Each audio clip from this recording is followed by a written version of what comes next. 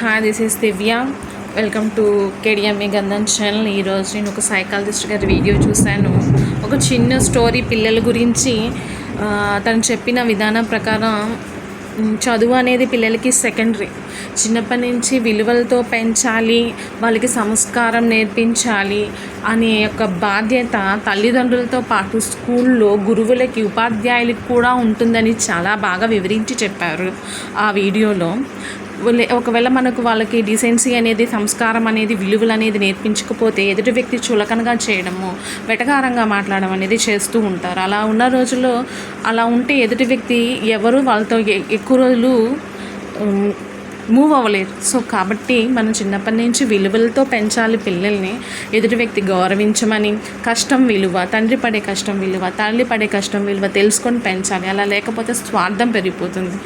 ఎవరు ఎలా వెళ్తే నాకెందుకు, నేను బాగున్నానన్న స్వార్థం ఎప్పుడు మన పిల్లల్లో రానికూడదు. అప్పుడు బాధ్యత అనేది లేకుండా పోతుంది. సో బాధ్యతతో పెంచాలి. వాళ్ళకి ఇంటి బాధ్యతను అప్పగించాలి. చిన్న చిన్న పనులు చెప్తూ పెంచుకుంటూ రావాలి. విలువని ఇవ్వాలి. సో అనే దాని గురించి అతను చాలా బాగా వివరించి చెప్పారు. ఎంత చదువు ఉన్నప్పటికీ విలువ లేనప్పుడు అతని దగ్గర మనం ఉండలేం కదా, అతని మనకి విలువ ఇవ్వలేం కదా. వీడు చూడు ఏం చదువుకున్నా ఏం ప్రయోజనం, ఎదుటి వ్యక్తి గౌరవం ఇవ్వడం కూడా తెలియదని జనాలు చాలామంది నవ్వే వాళ్ళు కూడా నేను చాలామందిని చూశాను. సో అందుకే ఈ వీడియో నా ఫీలింగ్స్ మీతో షేర్ చేసుకోవాలనిపించింది. పిల్లల్ని చిన్నప్పటి నుంచే సరిగ్గా పెంచాలి. మొక్కై వంగని మానే వంగునా అని పెద్దలు ఊరకనే చెప్పలేదు కదా. సో ఈ వీడియో మీకోసం పెడుతున్నాను, చూడండి ఒకసారి. ఆవేశపడ్డాడు, కొడుకు టీసీ తీసుకొని వెళ్ళిపోయాడు. అదేంటో చెప్తాను వినండి.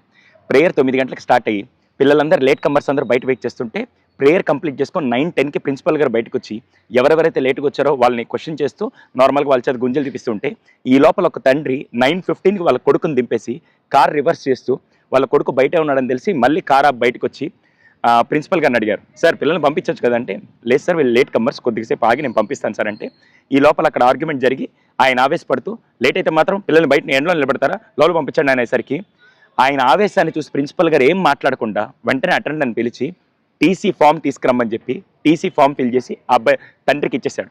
అప్పటిదాకా వాయిస్ రైజ్ చేసిన తండ్రి సడన్గా వాయిస్ తగ్గించి అదేంటి సార్ టీసీ ఇస్తున్నారంటే, సార్ చదువు ఎక్కడ నేర్పించవచ్చు కానీ పిల్లలకి నేర్పించాల్సింది ఈ వయసులో డిసిప్లైను, అందులో లేటుగా వచ్చారు కాబట్టి నేను ఆ డిసిప్లైన్ ఈ స్కూల్లో ఈ వయసులో నేర్పించకపోతే రేపు పెద్దయ్యాక వాళ్ళు ఎక్కడ నేర్చుకోలేరు. అటువంటి డిసిప్లైన్ నేను నేర్పిస్తుంటే ఇంతమంది పిల్లల ముందు మీరు నన్ను క్వశ్చన్ చేశారంటే ఇటువంటి పేరెంట్స్ నాకు వద్దు సార్ అని చెప్పి టీసీ ఇచ్చేసి పంపించేశారు.